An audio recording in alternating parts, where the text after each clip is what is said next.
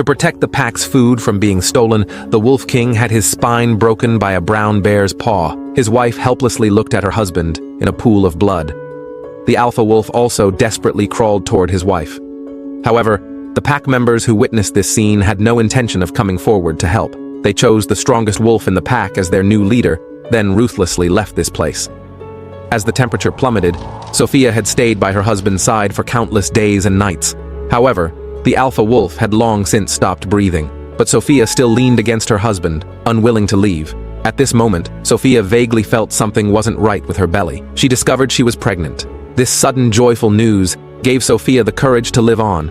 She finally decided to leave this place with the Wolf King's only bloodline. Having lost the Wolf King, Sophia no longer had a place in the Wolf Clan. To avoid threats from other wolf clans, she followed the mountainside, avoiding Wolf Clan territories.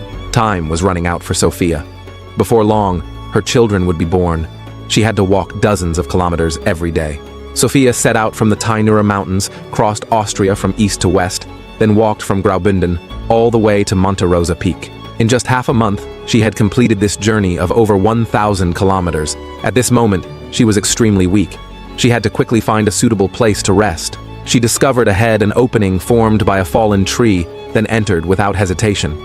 Finally, on a stormy night, a faint sound came from the den. Sophia gave birth to 8 cubs from her alpha wolf husband, but due to Sophia's long journey, her body had weakened to the extreme. 2 cubs didn't survive due to insufficient milk supply. Worse still, a lynx set its sights on Sophia. Sophia poked her head out.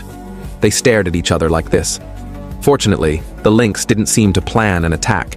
It just patrolled the surroundings, then returned to its own den. 2 months later, the 6 wolf cubs gradually grew. During this time, Sophia had to constantly provide them with food while preventing surrounding dangers. The newborn wolf cubs were extremely curious about new things in the outside world. The surrounding environment was also peaceful. This quiet atmosphere made Sophia let down her guard, but she knew well that to become a true wolf king, she must constantly temper these cubs. So Sophia led her children across mountain peaks, through vast plains, and over treacherous swamps. However, the most dangerous was navigating through human streets. Strange environments always came with fear of the unknown.